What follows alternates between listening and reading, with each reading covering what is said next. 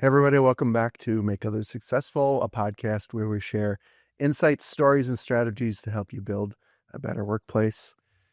We're back. It's a new year. We're excited to dig into another topic. This podcast is going to be based on a topic that Mitch did in a previous video that we both, Mitch and I in particular, have talked a bit about and feel pretty strongly that we've seen across organizations, and that's the glue, the hidden thing that sticks organizations together and supports organizations.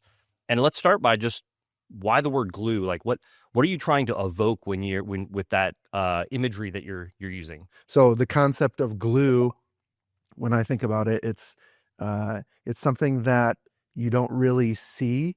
It's just something that is part of a structure, oftentimes, that holds it together, makes it solid, and it's not obvious what someone used to glue it together. It's just something is stuck together, and you're not exactly sure why. What are the things that get stuck together? Like, can you give a couple examples of like what are we talking about this fitting in between? It's silos, it's departments, it's the areas of your business that have a structure around them to produce something for a certain amount of money and are managed. Okay. Where they are individual parts of the business, but they need to work together. So you're talking like finance. They have their own internal processes. They do accounting. They've got all of their month-end things, etc.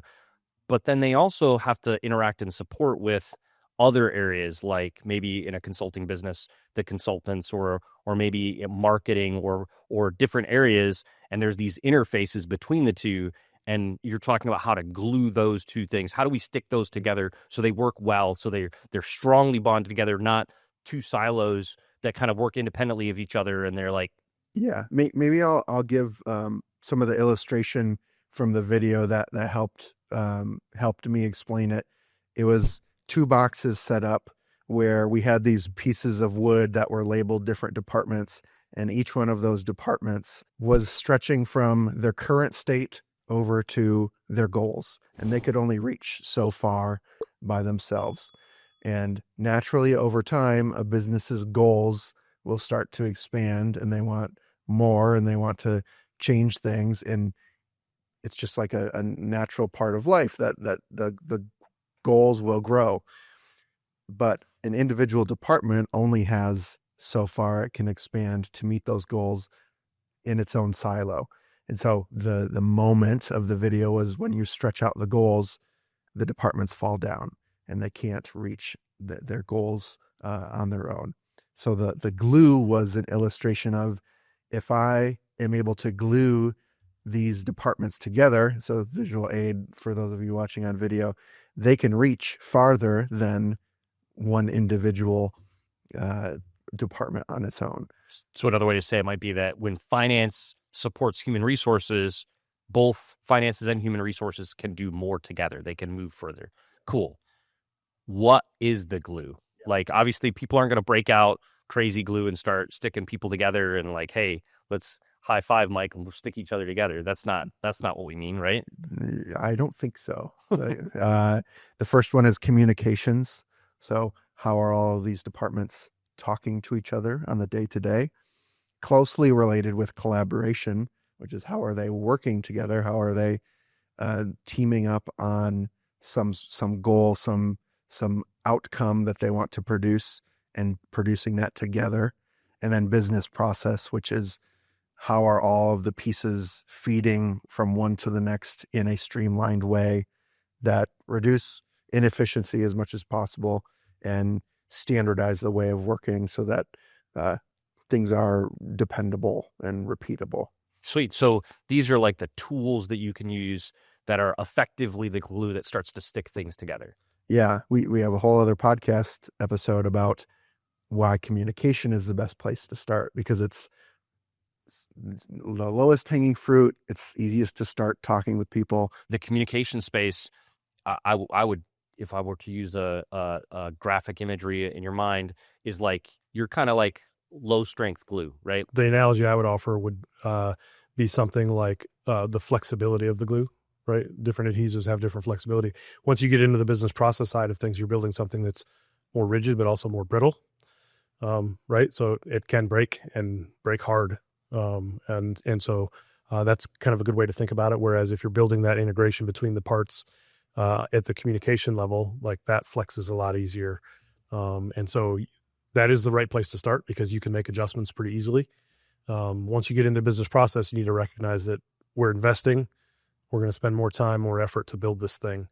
And so we want to do it right so that it doesn't break. Got it. You want to choose the right glue for the right problem. It's interesting to look at these glue bottles and think about, very rarely would I see a business have this sort of effort carved out where it's labeled as this and it has budget allocated to it and it has a person assigned to own it. Granted, at bigger companies, it's more readily like going to happen. You're having people think about strategic initiatives and think about these things.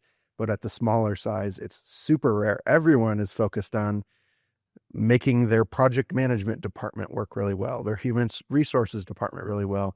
And each one of those departments has a leader, a budget assigned, and a goal. And so this in-between world that we're trying to glue together usually doesn't have someone owning it. It's just something that people learn by osmosis, and it can feel a little unaimed. Or take for granted for that matter, right? Yeah. If you're thinking about communication, it's like, what do you mean? I have email.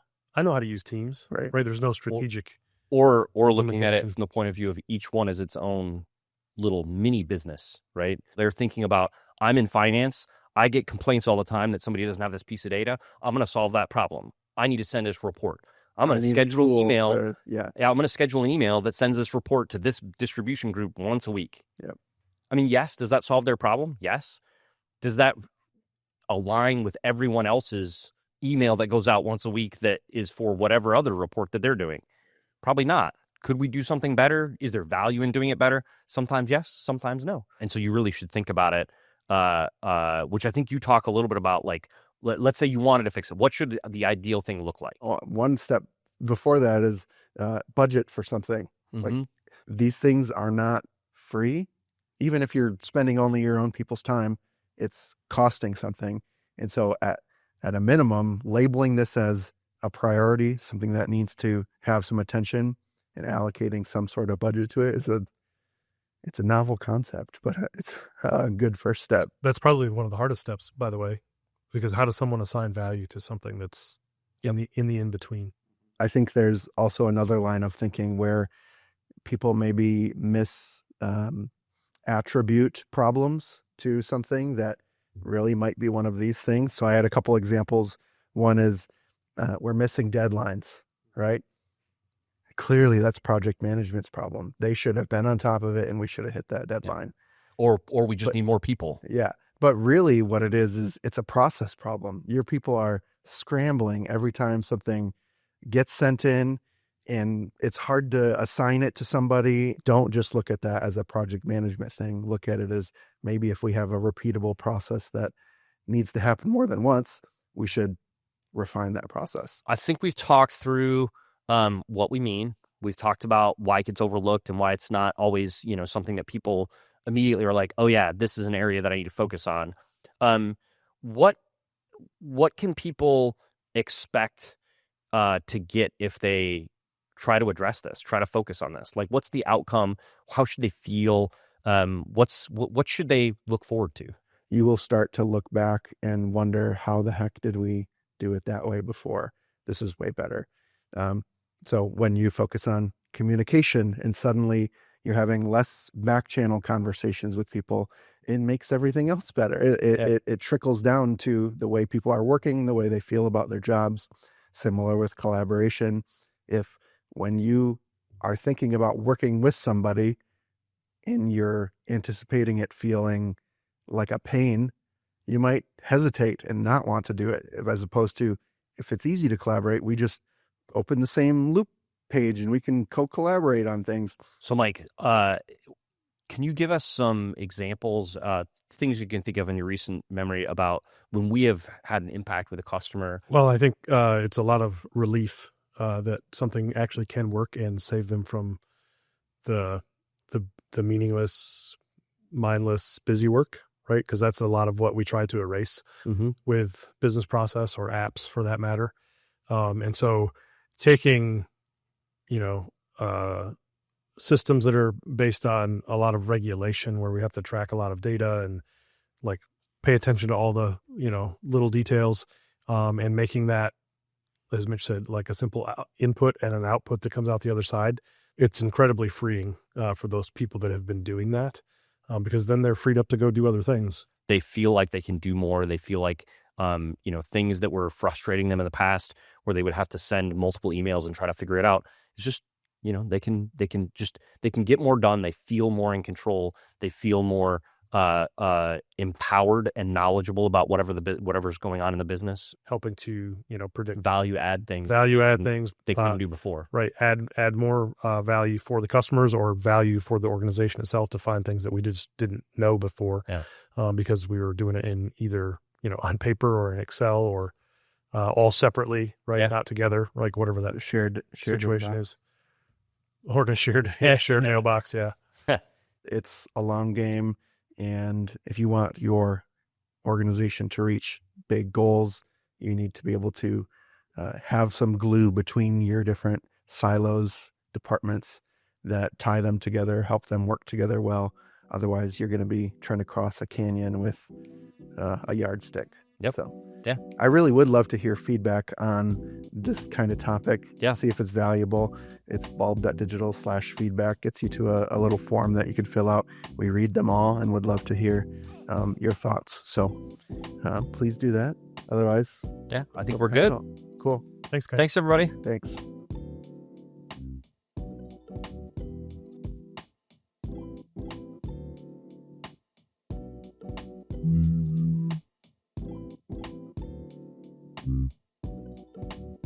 Mm-hmm.